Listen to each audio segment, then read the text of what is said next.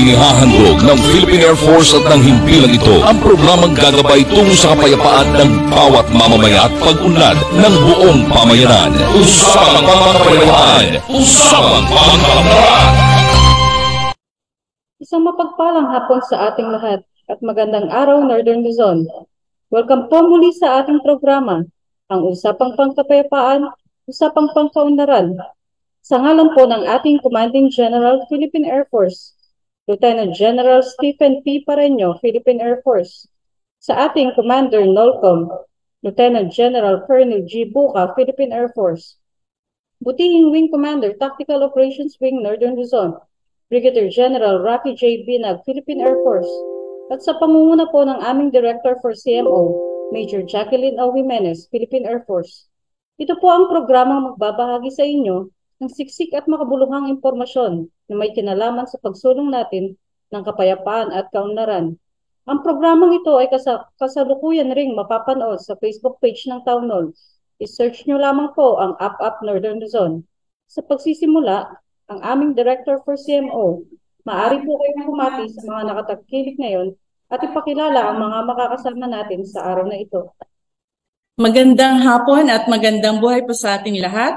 Sa ating mga tagapakinig at tagatangkilik, magandang hapon po sa ating lahat.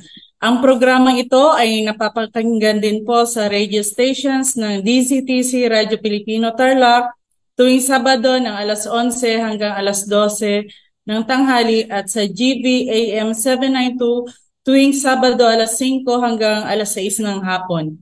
At lumalawak na po ang naabot ng ating Up program, hindi lamang po sa Northern at Central Luzon. Napapanood at napapakinggan na rin po ang ating programa sa iba't ibang bansa. Regular po natin kasama ang ating mga kababayan na nasa California, Canada, Dubai, Hong Kong, Taiwan at Saudi Arabia. At kasama po natin ngayong hapon sina Director William Beltran, ang Regional Director ng Philippine Information Agency ng Region 3. At si Miss Jaglaira Costamero, kasama natin sa Philippine Information Agency ng Region 3. Si Sir Emil Carion, ang ating freelance media TV producer.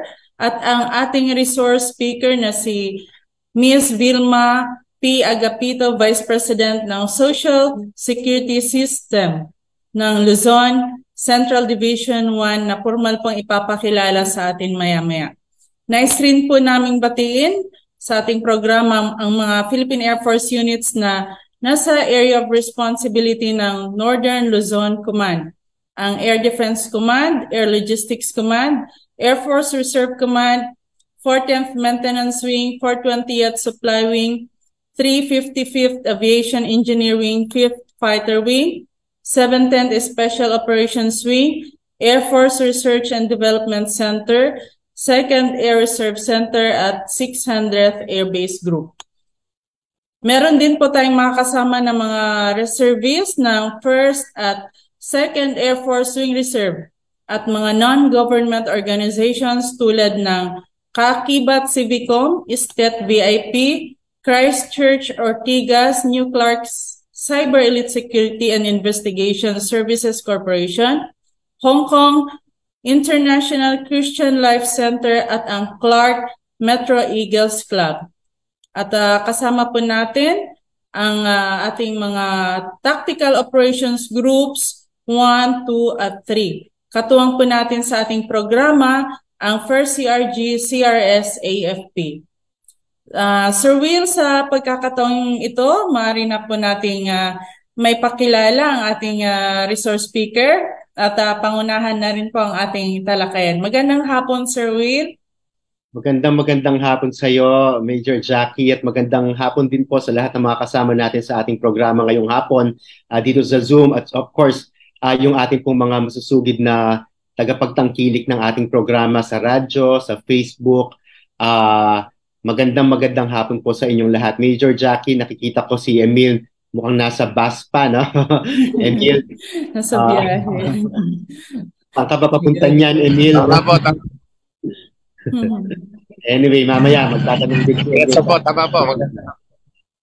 Alright. Major, ang pag-uusapan natin ngayon, kasi alam naman natin, no, isa sa mga ahensya ng pamahalaan natin na siguro very famous. Masasabi natin na talagang kilalang kilala ang ahensyang ito. Sino ba naman ang hindi nakakaalam pag tinatawag yung SSS? No? So alam na alam ng mga kababayan natin kung ano ang ahensyang ito. Pero syempre, Major Jackie, meron pa rin mga kumbaga mga tanong, no? Ano ba yung mga talagang mga programa at benepisyo na kukuha mula sa SSS? At yan ang mga pag-uusapan natin ngayong hapon dito sa ating programa. Mapalad tayo, Major Jackie, dahil pinaunlakan tayo ng ating kasama sa SSS. Nakasama ko ang ating panauhin ngayon way back, I think in 2017 or 2018, when we implemented yung sulit sa SSS campaign. So naging partner namin dyan ng SSS in terms of advocacy. So tayo sa PIA ang nag-implement, no, ng kanilang advocacy campaign on sulit sa SSS. And syempre, tinatanong natin na malaking utang na loob sa kanila yung partnership na ibinigay nila dahil nakagawa tayo ng napakaraming mga forums and other advocacy activities on the ground na pinopromote natin yung mga programa at mga benepisyo na maaari makuha kapag ikaw ay miyembro ng SSS. Papakilala ko na Major Jackie, no? Yes, although nabanggit mo na rin naman kanina ang pangalan niya.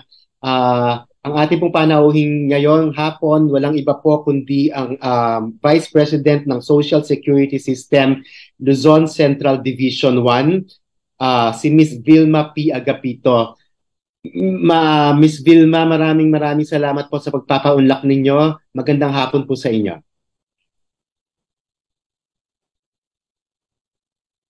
Naka-mute pa po kayo, VP. Sorry po. Okay. Magandang hapon, Sir William, and of course, Major Jackie, magandang hapon din. At sa lahat ng ating mga taga-subaybay ng ating programa na Up Northern Luzon, tama ba? Yeah, it's my first time na makasama kayo and mag-guest dito, and I'm very thankful. No, it's a great opportunity po na ma-share namin ngayon yung mga programa ng SSS. Actually, ang lagi yatang regular na nakakadaupang palad ninyo is ang branch head ng ating Cabanatuan branch. So sabi niya, ma'am, kasi wala po akong Zoom, the PIA Region 3 would like to invite you for our program, sabi niya, which is on the Kaltas Collect program. So sabi ko, yes, agad ako, no? Lalo na alam naman natin na talagang partner natin ang PIA, no? Tama nga yan, when we launch yung ating Sulit na Sulit program, ay kapartner natin talaga ang PIA na ipabatid sa lahat ng ating mga miyembro about the program na Sulit sa SSS. So actually, thank you so much. Matagal na kitang naiisip na i-guest dito sa programa namin. Marami kaming mga radio programs actually ang PIA dito sa Central Luzon. Yes. In the future, mag-guest ka rin in other programs. Ang madalas ko kasing tawag dito kasi malapit siya, nandito sa Pampanga si VP Glo ng yes, yes. So anytime po I'm available at your service. And thank you for the opportunity. Ito lang po na kayo ang i-guest for today. Supposedly this was last week, Major Jackie, right? Pero naghali din tayo ng Friday. Yes, So medyo na-move tayo ng programa ngayon. Naisip ko kasi may nabasa ako, VP, na situational report, no, ng aking staff dyan sa Nueva Ecija about the Kaltas SSS Collect program ng inyong ahensya. So yun nga po yung Cabanatuan branch head ninyo ang nakapanayam niya. So sabi ko, pag-usapan natin yan sa ating programa dito sa app para makatulong naman tayo sa ating mga kababayan. VP, ano po ba yung Kaltas SSS Collect program na ito? Oo. Actually, itong Kaltas Collect program ng SSS ay nailungsa dito several years ago. Pero ito po ay tuloy-tuloy naming ginagawa, no, every year. But this time that we have a new president, meron siyang directive. No? Alam niyo ba that within a month ay kailangan kaming makapag-launch ng aming Kaltas Collect partners ng 200 nationwide. So talagang puspusan ang pakikipag-coordinate namin sa lahat ng ating mga non-government agencies, and of course sa ating mga local government units, and hanggang sa barangay, provincial level, para po yung ating mga job order workers or yung mga contract of service workers natin na kasama natin sa ating mga pagtatrabaho in the different government agencies at saka yun na nga, sa mga LGUs natin, ay ma-register, ma-cover at of course mabigyan ng mga benepisyo sa SSS. Kasi alam naman natin marami tayong job order workers at mga contract of service workers na employed in the different national government agencies. Ganon din sa ating mga LGUs up to the barangay level, maraming JOs, di ba?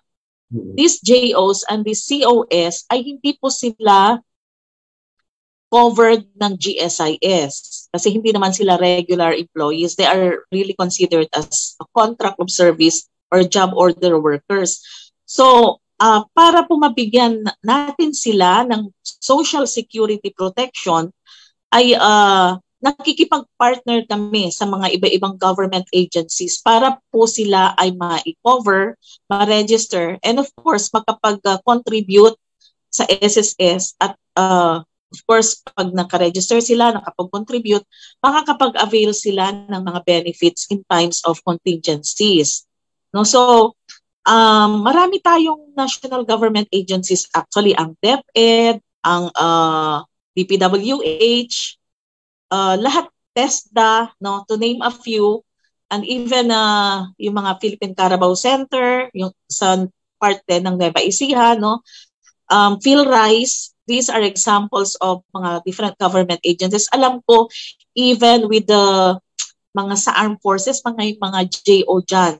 So, ang ginagawa po namin, itong mga government agencies na to, the LGUs, sinusulatan namin sila.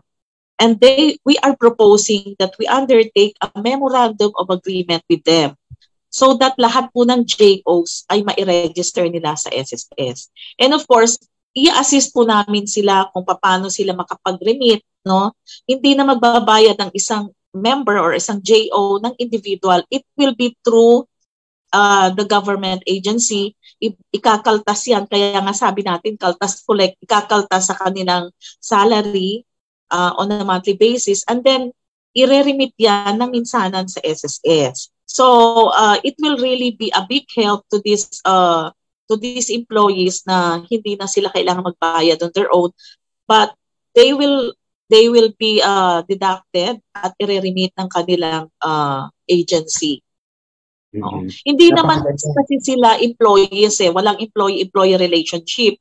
But dahil gusto nating bigyan ng protection itong mga manggagawang ito, talagang we reach out to the different agencies para kumakatok kami sa kanila para naman for the protection of their workers. Mm-hmm. Napakaganda, no, VP Vilma. Kasi alam natin na, halimbawa, isa tayong ordinaryong empleyado, no? Halimbawa, isang JO tayo.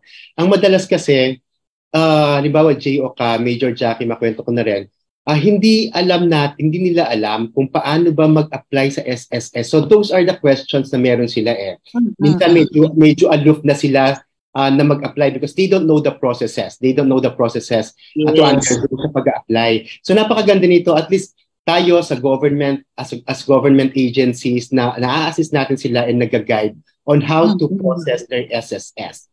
So at it provides also some sort of convenience sa kanila, no? VP Vilma, convenience. Yes, that's true. And COS. Imagine, di ka na kailangan monthly, halimbawa monthly ka nagbabayad, di mo na kailangan pang pumunta sa payment center, at least, no? Sa payment center just to pay for your SSS contributions. So at least, meron ng mga mekanismo ngayon na salary deduction na kaagad, at least na-ensure mo. Minsan VP, di ba, ang tendency kasi ng ating mga job order workers, ayaw nilang nababawas yung take-home pay. Diba? Yes. Ang problem yun na nakikita natin sa mentality and thinking ng ating mga ilan sa ating mga job order workers. Pero sabi mo nga, no, yung naglilibot-libot naman kayo through forging MOA with different local government units and NGAs. And then siguro in the process na educate nyo rin yung mga Yes, job of course. Kasi part yan ng aming proseso is we conduct orientation sa mga job orders natin. Kasi kailangan alam nila ano yung mga benepisyo, ano yung mga makiklaim nila once they become members. And of course, yung process, talagang tututukan namin sila at tutulungan, kagaya nga ng sabi mo, further convenience. Kasi nga, aside from itong programang ito, this is also mandated by law.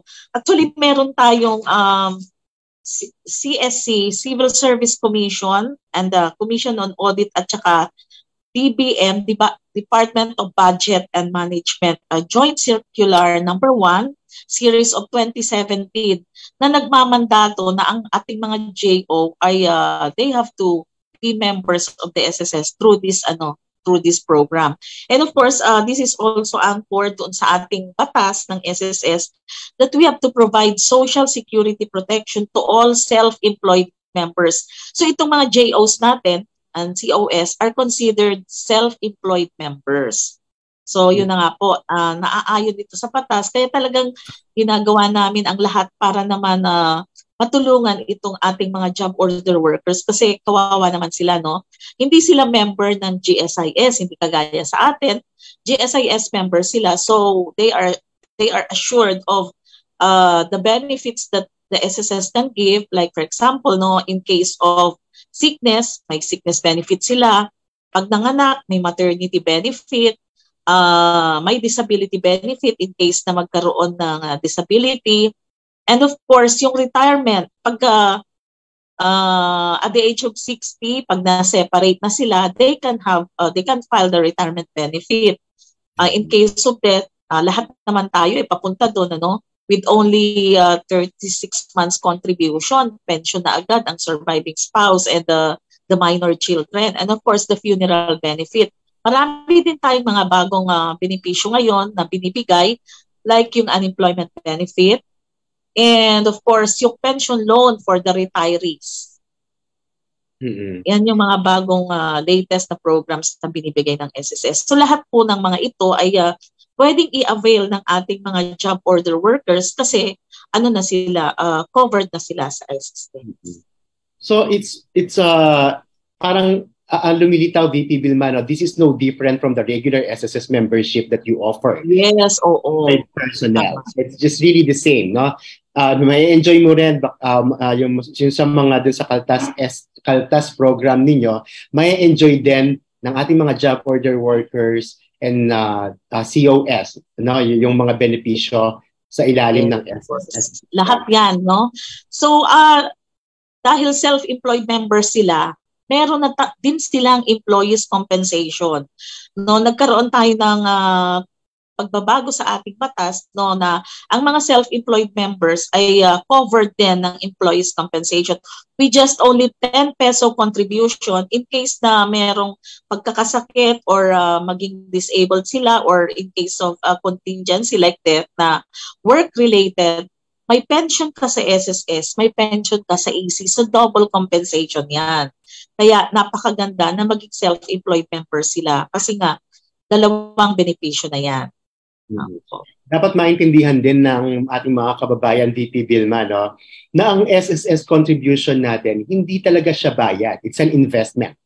No? Yes. It's an investment for whatever eventuality sa buhay natin. No? Tatanda tayo, at least meron tayong pension. Let's say for example, in an unfortunate event na aksidente ka, mga ganun mga pangyayari, meron tayong mga benepisyo na kukuha mula sa SSS membership natin.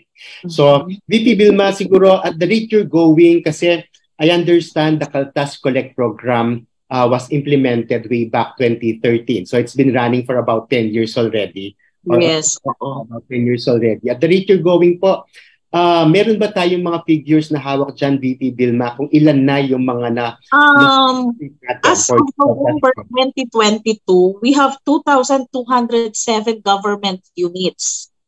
And then we also have 1,518 local government units na kasapi na dito sa Kaltas Collect program. Actually, we are going into a brand day pero hindi pa namin ila-launch kasi ang gusto namin is parang lahat maisama. So, although hindi pa yan officially na nila-launch, is we will be rebranding itong Kaltas Collect into Kasama Ka sa Coverage. So, kumbaga, encompassing pa siya. Kasi hanggang ngayon, right now, we are going into the barangay levels. Kasi alam naman natin, yung ating mga barangay officials, mga barangay workers, and then itong ating mga tanod, hindi naman sila GSIS member, di ba? So, we can include them into this Kasama Ka sa Coverage or Kaltas Collect program na lahat ng mga nasa barangay ay isasakop din natin sila dito sa programang to. So aside from the mga barangay workers, kasama din yung mga dati ng member tapos gusto lang ituloy, pwedeng maisama sila sa ating listahan, no, under that MOA, so that maituloy din ng mga nahinto sa paghuhulog ang kanilang contributions. They can become active members and they become voluntary paying members. So lahat po ito within the barangay or the LGU, even sa NGA, nakapaloob po sa MOA that those who have already been separated from employment o kaya nahinto sa pagbabayad, pwede silang maisama dito sa ating Kaltas Collect program. So napakaganda kasi yun na nga, sa SSS, once you become a member for life. Halimbawa, nahinto ka ng paghuhulog, kahit nagaano katagal yan, pwede mo pa rin ituloy. Hindi naglalaps ang ating membership. Sa GSIS kasi pagka nahinto ka, wala kang option to continue. So yan ang kaibahan natin sa SSS. You have the option to continue your contributions and become a voluntary paying member. So let's say nakahulog ka ng 100 contributions, ang minimum lang natin sa retirement is 120. Provided na na-meet mo yung tatlong conditions para makapag-avail ka ng retirement. Anong conditions ito? You must be at least 60 years old. Second, separated from employment or kaya wala ng business. And nakahulog ng at least 120 contributions. So kung na-meet mo na itong tatlong ito, you can file your retirement. Kaya ina-encourage namin yung mga nahinto na ituloy nila kasi sayang. No? Alam naman natin na sa katandaan natin, sana meron tayong masasandigan or we are sure na meron tayong at least kahit papano pambili ng ating maintenance or pandagdag sa ating whatever means that we have when we are already of age. Tama, no? At the prime of our life. At the prime of our life. Meron tayong, kumbaga, inaasahan pa rin na darating sa atin para makatulong. So with this Kaltas program, sinasama natin sila dito, yung mga gustong magtuloy.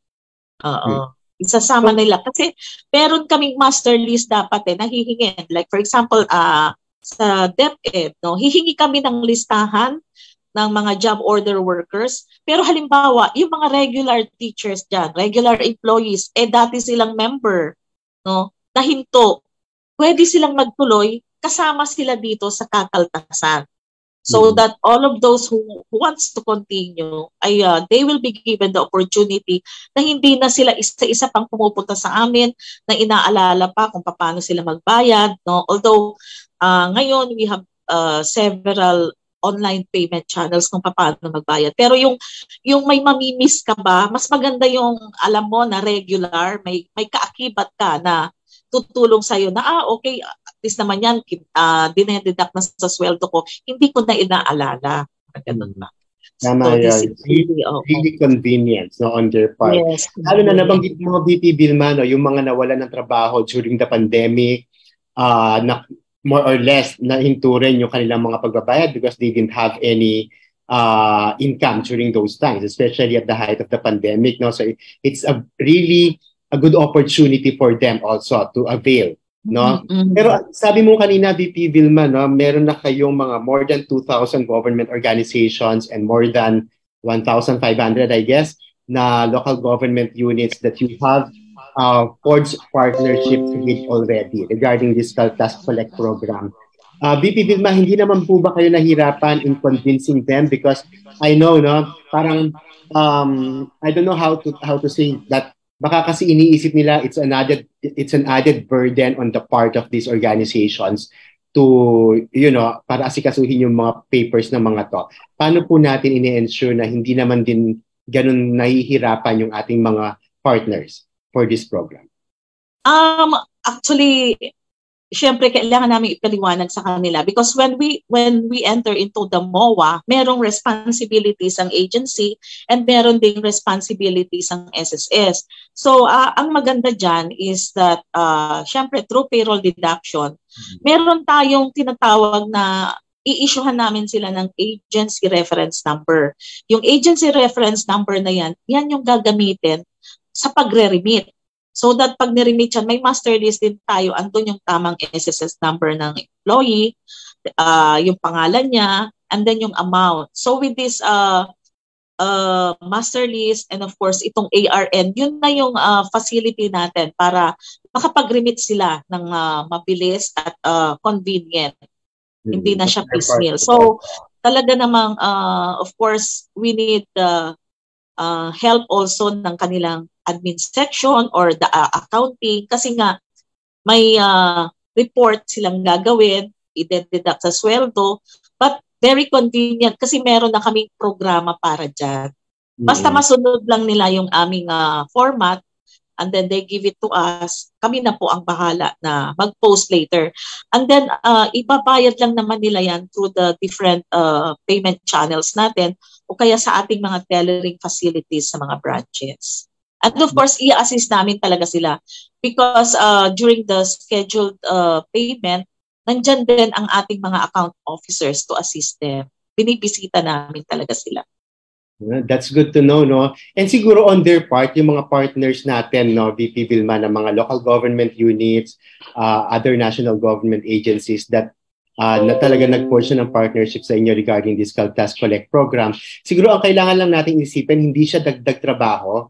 Kasi if we really care for our people, our job order workers and our contracts of service workers are also parang we should also treat them as part of our official family. So we should be also taking care of them also. And kumbaga malaki sa kanila yun. Kasi nga sabi nila, di ba, yung ating people or workforce, yan ang pinaka-greatest asset ng isang organization.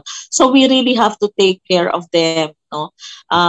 We have to take care of their needs. And of course, isa ito na kailangan mai-provide sa kanila, yung social protection para sa lahat. Napakaganda. Social security protection, no, yung kanil. Pero mabalikan ko lang kasi sabi nyo, you're rebranding the Caltas Collect program into kasama ka sa coverage, no?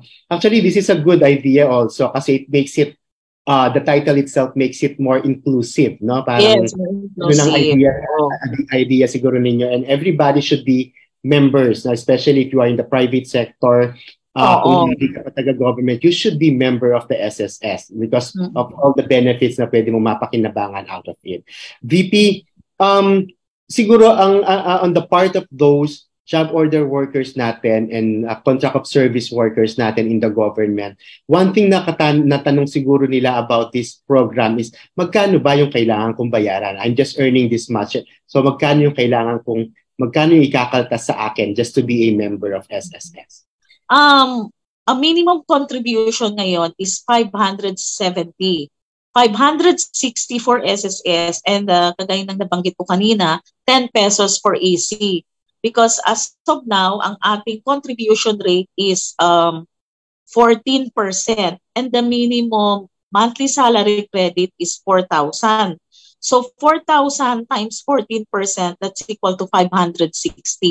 Yan na po yung ating minimum monthly salary credit ngayon and the minimum amount of contribution. So yun na nga, medyo talagang although naitaas na to, no, minimum na nga ito, but there are more ways than one para naman talagang ma-afford ng ating mga JOs and mga COS workers itong 560 a month. Siguro konting tipid lang, konting bawas sa sigarilyo or whatever, so that assured naman sila na meron silang tatakbuhan sa kanilang pangangailangan. Tama. So minimum of 560, doon yun sa minimum wage earner na, let's say for example, ang minimum wage mo in a month is 4,000, right? So yun po 4,000 salary bracket yun. Oo. So, kaya nga pwedeng higher dyan. Pwedeng higher. So siguro ang isipin na lang natin, no, yung mga kababayan po natin, kung gusto natin magmiyembro talaga sa SSS, yung 560 natin siguro meron naman tayong kahit papaano na sinisave for ourselves. Yes, no, 560, maliit na bagay yan na po ang i-secure natin para yung ipon natin. Kasi pag nag-iipon tayo, VP Vilma, tayo lang, nagagastos natin eh. Oo, totoo yun. Alam niyo maraming kapalit yan, no? Pag nagkasakit, with just the minimum 3 contributions within the, exclude natin yung semester of contingency or yung semester ng pagkakasakit, at least may 3 buwan na hulog.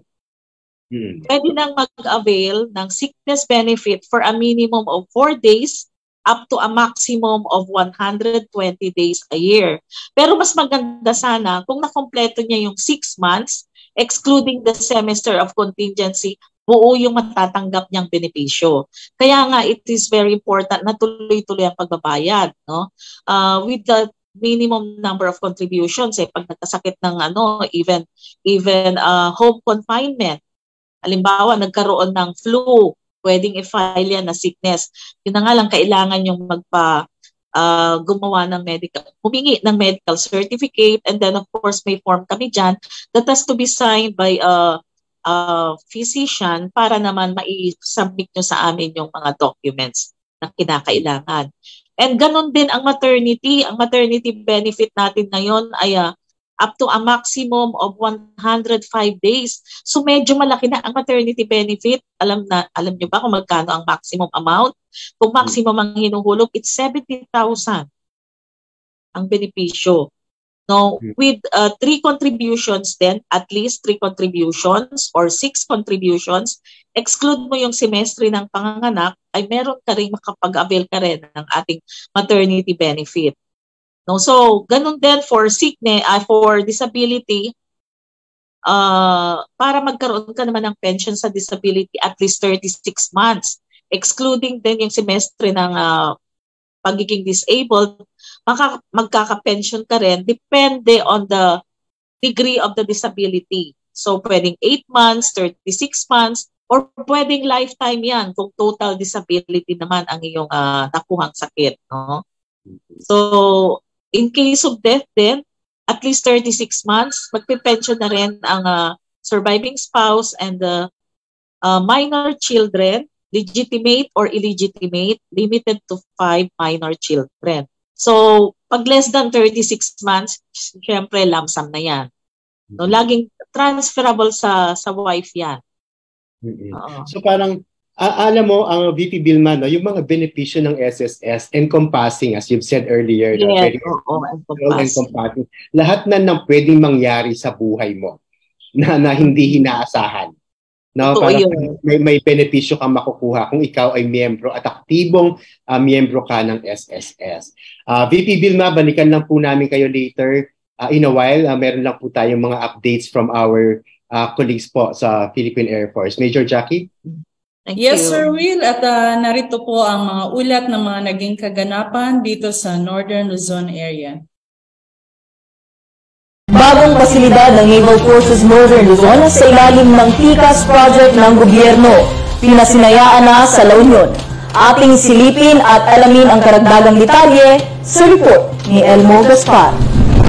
Vice Commander, Philippine Navy, pinangunahan ng inaugurasyon at blessings ng Headquarters Intelligence Security Group, Northern Luzon at Enseo Firing Range. Pinangunahan ni Vice Commander, Philippine Navy, Rear Admiral Cesar Bernard N. Valencia, Philippine Navy, ang inaugurasyon at pagbe-blessings ng mga bagong itinayong pasilidad sa Naval Station Ernesto Ogbinar, Poro Point, San Fernando City, La Union noong ika-27 ng Enero. Ang mga bagong pasilidad ng Headquarters Naval Intelligence Security Group Northern Luzon, Operation Building, Officers Quarter at ang Naval Station or Nestog Binar Firing Range na pinondohan sa pagkikipagtulungan ng Department of Public Works and Highways at ang Department of National Defense para mapaganda ang mga pasilidad sa loob ng Naval Station sa ilalim ng Convergence Program or TICAS, ang tatag sa infrastruktura para sa kapayapaan at seguridad. Ang proyektong TICAS ay bahagi ng programa ng gobyerno na Build na naglalayong palakasin ang kakayahan ng sandatahang lakas ng Pilipinas na nagbibigay ng serbisyo at seguridad sa ating bansa. Ating matatandaan noong nakarang taon ay pinasinayahan din ang isang proyekto katulad nito sa lalawigan ng Kasiguran ng Aurora, ang Naval Detachment Kasiguran na dinaluhan ng ating buting Senador Francisco Tolentino. Ang mga ganitong proyekto ay malaking tulong upang mapanatili ang kahandaan ng ating sandatahang lakas ng Pilipinas sa pagpapanatili ng kapayapaan sa ating bansa. Mula rito, San Fernando City, La Union, para sa Amyanan Reports, ito si Elmo Gaspar, nag-uulat para sa kapayapaan at kaunlaran.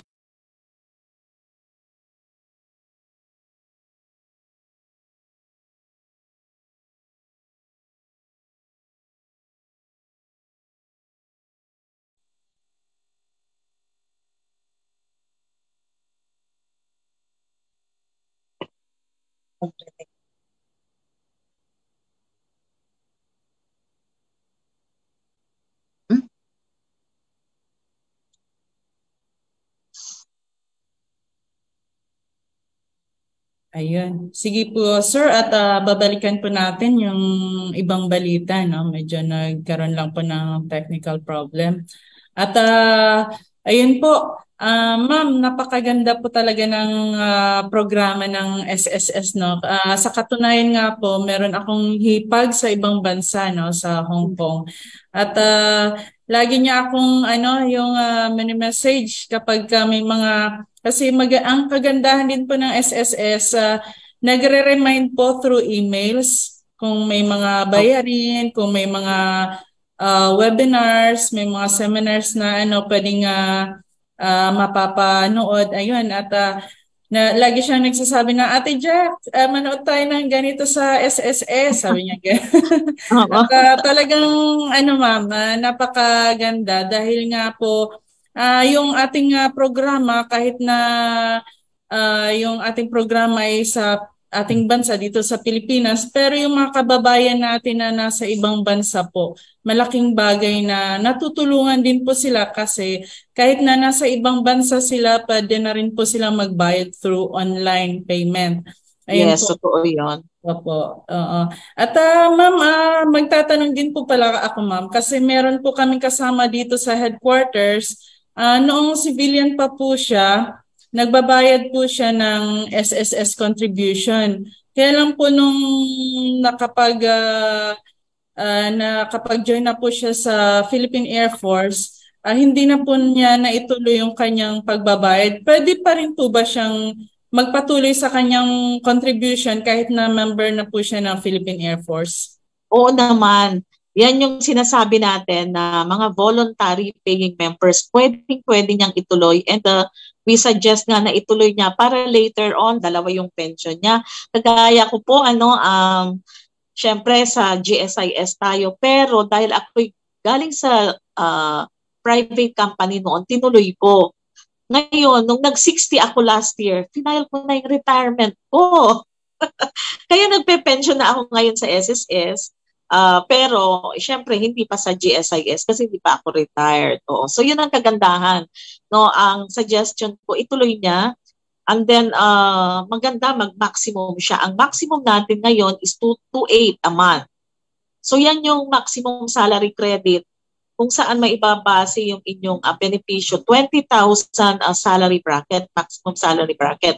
Pero meron din kami ngayong programa wherein kung gusto nating mas tumaas ang ating mga benepisyo later on, meron kaming WISP at saka WISP Plus, yung ating Work, Invest, Save, Prosper, wherein you can contribute up to a maximum of, as of now, up to a maximum of 30,000 pesos. No? So, 30,000 yan, 3,250 a month.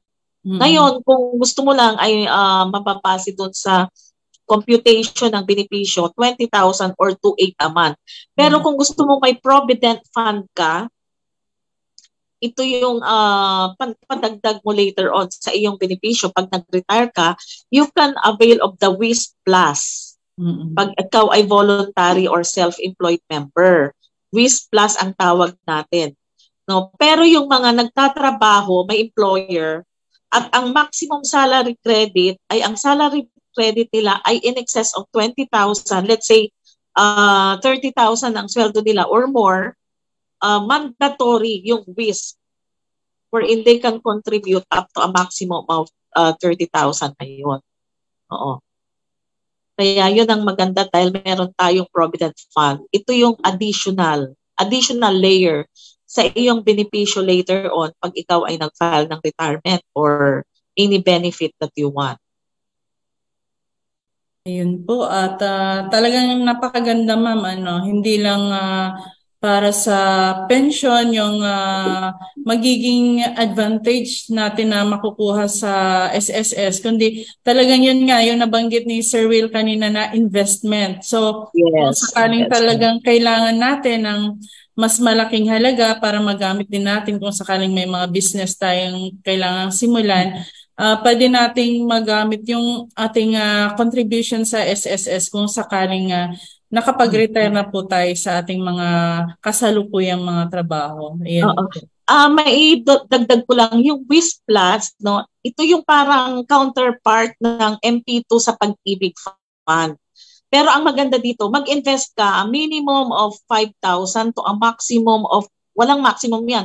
Kung gusto mong mag-invest ng 1 million, gusto mong mag-invest ng 100,000, gusto mong mag-invest ng any amount, no, maximum, minimum lang ng 5,000, pwede kang mag-invest dito sa WISP Plus. Ang maganda dito, wala siyang tax. Diba pag nag-deposito tayo sa bangko, may tax siya. Pero ito ay tax-free. Aside from, mataas din ang rate of return niya. Mas mataas kaysa sa mga banks na ino-offer. Ayun, napakaganda, ma'am. Kung sakaling, ma'am, yung mga members po ba ng AFP ay pwede rin pong mag-join dyan sa WISP, ma'am, kung sakali? Pag mag-WISP sila is dapat active member. So kung hindi pa sila member, they have to be a member. Mag-register lang sila as self-employed member. Or yun na nga, plano din namin na isama sila dito sa dito sa kaltas or kasama ka sa coverage. Eventually siguro makakatanggap kayo ng letter inviting you or proposal na you can undertake the MOA with the SSS for this Kaltas Collect program, so that pag member na kayo dito, no, pwede kayong mag-apply para sa WISP Plus. Ayun po. At least may isang hulog, apply for a WISP Plus. Ayan, napakaganda, ma'am. Yeah. Ma'am, may katanungan po dito sa amin. Dito lang, text message lang po. Ma'am, ano po ang contribution ng SSS sa Peace and Development Program ng government? Ayun po. Actually, yun na nga. Pagka kasi ang mga members natin ay nabibigyan ng social security protection, diba? Hindi naman sila makakaisip na gumawa ng mga hindi maganda sa ating komunidad, no? Because they have the protection, may natatanggap silang tulong sa gobyerno. So that's one way din talaga para maiwasan yung mga hindi magandang like for example pagnanakaw or nakakaisip sila ng hindi maganda kasi meron silang matatakbuhan in case of need. Alam naman natin na pag medyo magulo na yung isip ng tao kung ano-ano nang naiisip na hindi magandang gawin, no, para maka-earn ng whatever means of income that they want na hindi sa magandang paraan. So with being a member of the SSS, meron silang maaasahan in case of contingencies na may maaaring mangyari sa kanila. And ma-add ko lang din siguro, Major Jackie, no? Yes, sir. Sabi nga ni BP Vilma, kapag feel mo you're cared, kapag feel mo, halimbawa, ordinaryong tao ka, feel mo na napapangalagaan ka ng ating pamahalaan, no, Yes. just like what SSS is doing and all the other government agencies are doing, I think when you feel cared, hindi mo maiisipan, yung nga sabi ni VP na gumawa ng anumang makakasama sa iyo at sa kapwa mo. So I think that's the message behind that. It's really yung ating malasakit, na yung pagmamalasakit ng ating pamahalaan. And I think SSS has been doing that all along and all these years. So, yon, inad ko lang yon, Major Jackie, unless meron pa mga katanungan yung ating mga kasama. Ayan, napakaganda po at talagang maski pa paano po kung sakaling halos lahat ng kababayan natin, no, matutulungan po talaga, sir, kung halimbawa yung may mga walang trabaho, biglang dating merong trabaho at biglang nawalan ng trabaho pero may mga contributions na pala sila sa SSS. Yes. Maaari silang meron silang mahuhugutan ng kanilang magsisimula ulit upang maging maayos yung kanilang mga kabuhayan. Yun po. May tanong lang dito, Major Jackie, para kay VP. VP, ilang taong gulang po ang pwedeng kumuha ng SSS number? Wala tayong limit. Actually, isa sa mga programa namin, kahit yung mga graduating students, they can get an SSS number. Pero iba yung pagkuha ng SSS number at saka pagiging miyembro. Kasi kung miyembro ka na, it's either may employer ka, may business ka, nag-apply ka as self-employed. Or pwede rin maging non-working spouse. Halimbawa, yung asawa mo ay nagtatrabaho, ikaw ay nasa bahay lang, pwede kang maging non-working spouse. O kaya yung mga nasa abroad, they can become OFW members. So, kailangan nilang mag-apply ng SSS number and of course, i-check lang nila doon kung anong category. Once na naghulog na sila, at least one contribution, they will be given, they can have their date of coverage at member na sila, even for at least one. So iba yung pagkuha mo lang ng SS number, kumuha ka ng SS number, pero hindi ka pa naghulog, hindi ka pa miyembro, you have just taken your number. Pero pag nakapaghulog ka na, ayun na, miyembro ka na. Yes, iba ka na member. Okay. VP, isang question pa po. Kasi I know meron kayong mga loan programs din ng SSS na. Paano po makakapag-avail? Ano yung mga qualifications or eligibility for one member of SSS to avail of your loan program? Oo, of course meron tayong salary loan. Kailangan lang meron kang, for 1 month loan, you must have at least 36 monthly contributions and meron kang hulog at least 12 months within the year prior to the month of filing. All right. Pero VP, no, kasi parang we try to encourage as many people to be members of the SSS also, so that they could avail of all the benefits of your programs. Pero siguro ang magiging katanungan lang din ng ating mga kababayan kung bakit medyo may inhibition sila or hesitancy to become members is the life expectancy of the fund ng SSS. Gaano ka tibay ang pondo ng SSS sa kasalukuyan? Matibay na matibay po ang ating pondo. I do not have the latest ng ating fund life, but ang alam ko is up to 2053, we can pay all of the benefits as of now. No? Kung ano yung pera ngayon, kahit hindi kami nakaka-contribute, up to 2053, kayang bayaran yan. So, ang goal natin talaga is perpetual fund life. Kaya nga, one of the programs na ginagawa natin is ini-increase natin yung ating salary credit. Kaya nga ngayon, naging 14% na, effective January 2023. Dati kasi 13.5. And after 2 years ulit, mag-i-increase ulit tayo ng ating salary credit. It will be increased to 14.5%.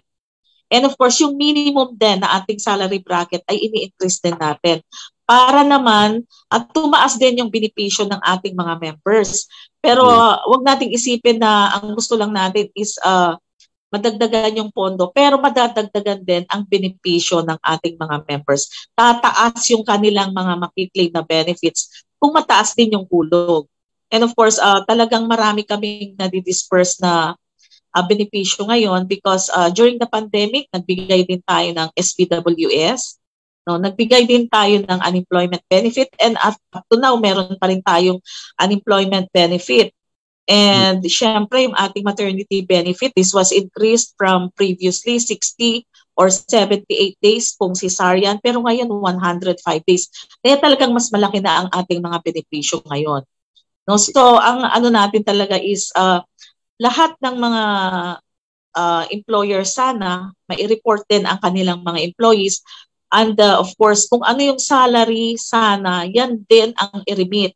Kasi pag hindi nire-remit yung tamang contribution, hindi rin maa-avail ng ating mga members yung tamang contribution. And of course, sabi nga nila, the poor, the rich subsidizes the poor. Kasi yung malaking hinuhulog na member, hindi man siya nag-a-avail ng benefit, pero may mga maliliit na nangangailangan ng benefit, yun yung nagpupul ng fund para makapagbigay tayo ng tuloy-tuloy sa ating mga members. Imagine, we now have more than 40 million members. So ganun kalaki ang GSIS, it's only more than 1 million. Pero tayo, napakalaki ng ating membership and it's growing every year, every day.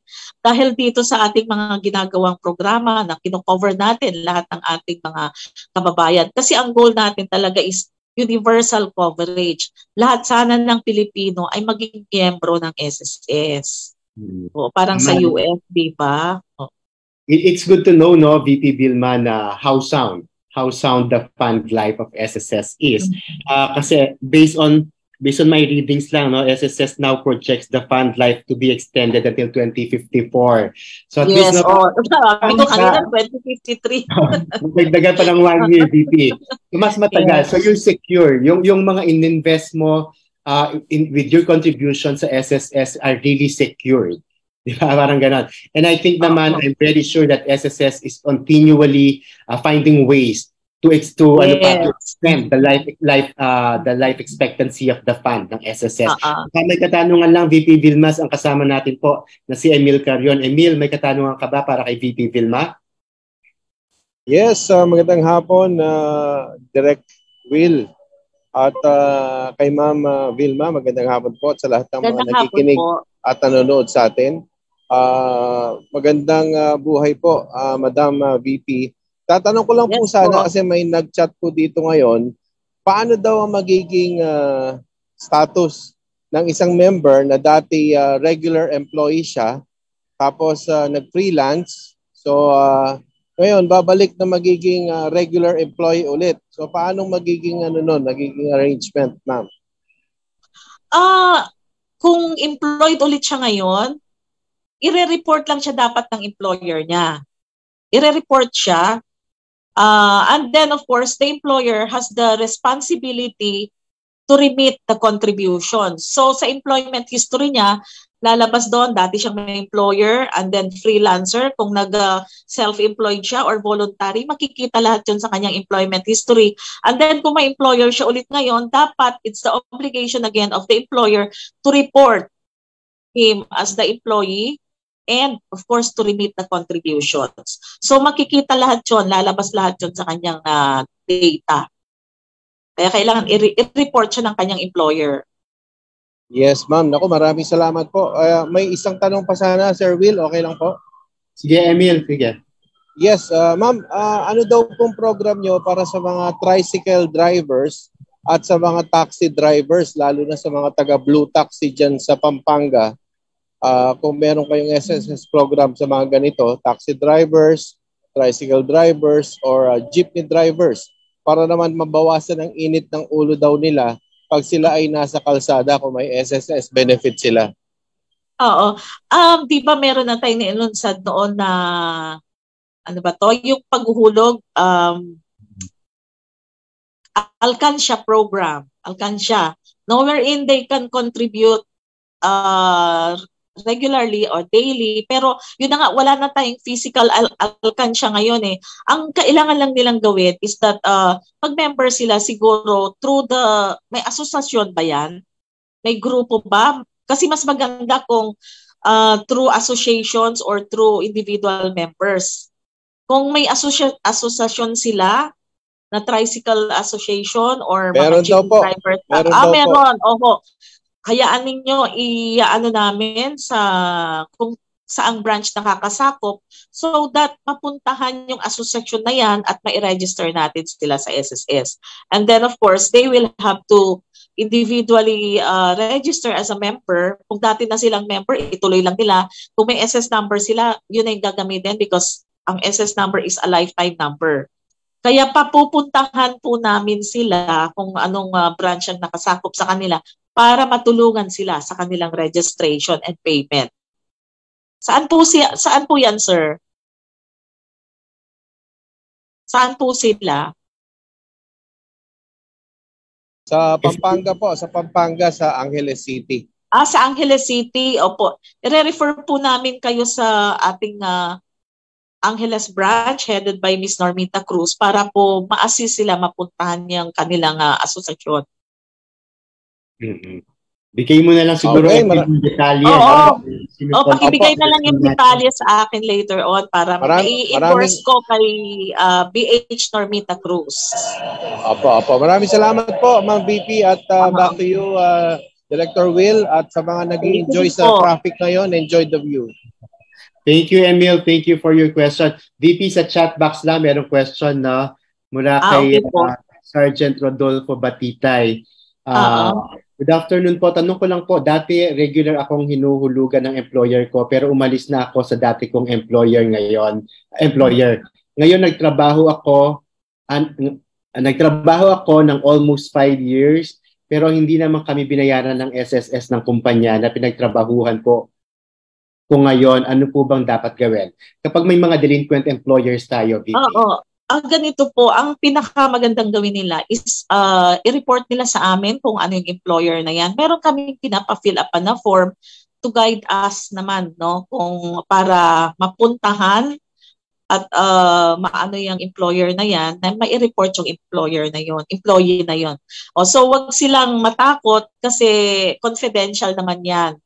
No, so we have a basis para naman ma-assess yung delinquency ng employer na yan. I-report po nila sa SSS, sa pinakamalapit na SSS branch.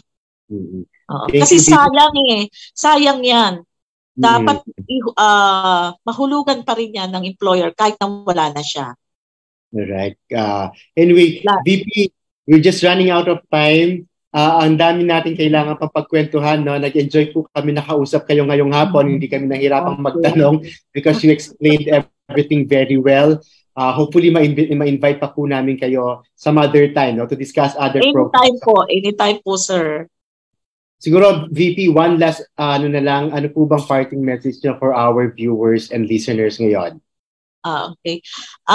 Yun na nga po. Kumakatok kami sa lahat ng mga national government agencies, and of course mga LGUs and up to the barangay level na may binibigay po kaming sulat sa inyo so that we are proposing na participate kayo dito sa aming kasama ka sa coverage program. So wag po kayong mag-alala kasi bago naman natin ma-launch ito is magbibigay kami ng mga information dissemination, magkakanta kami ng seminar, and of course this is a partnership between the organization at saka ang SSS para naman po matulungan natin ang ating mga workers, mga kasama sa trabaho na magkaroon naman ng peace na alam nila, no, yung kampante sila na whatever contingencies that may arise, meron silang malalapitan. Meron silang maaasahan. Maaasahan ng SSL. Yes. So, marami kaming programa ngayon. We also have the condonation for the employers, even for yung mga delinquent housing loan borrowers. Marami tayong programa. Meron pa kaming mga e-center sa barangay, e-wheels. Yung e-center kasi, gusto naming ilapit sa ating mga kababayan kung paano mag-transact sa SSS using the digital format. Kasi alam naman natin, yung filing namin ngayon puro na online. Pero merong mga digital challenge talaga. Kaya ang gusto namin, up to the barangay level, tuturuan namin sila so that yung mga kasama din natin sa barangay, maturuan yung mga kasamahan nila. No? But of course, may ano tayo with the data privacy. So all of these are taken into consideration para naman hindi na kailangan na si lolo at lola hirap na hirap ang pumunta sa opisina. So, tuturuan namin talaga sila with the help of the mga teki natin sa barangay. Siyempre, laging nandyan nakaagapay ang SSS. One last question, DP, no? Kasi you've mentioned about all those services, like for example, conducting orientation and assisting all those people, no? Paano po malalapitan ng SSS? Let's say, for example, baka meron kasi mga tayong employers or members na gustong lumapit sa SSS at mag-avail ng mga orientation ninyo at mga assistances, technical assistances? Opo, you can contact anytime. May mga ano naman tayo, email address, or you can go to the office. Pwede din tayo sumulat, pwede kayo mag-email. Anytime po, pwede kaming mag-conduct ng mga seminars. Huwag po silang mahiyang lumapit sa amin.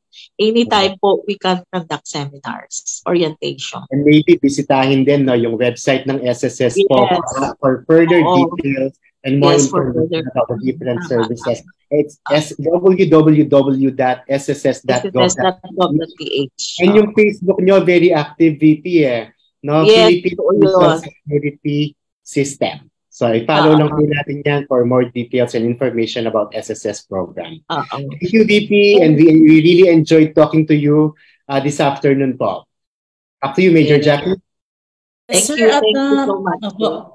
Ayan, marami pa po tayong mga katanungan sa sa ating chat box. Siguro po ma'am, pwede niyo pong i-direct na lang po sa website ng SSS. Meron po silang website or kanilang contact number na ibinigay kanina ni ma'am.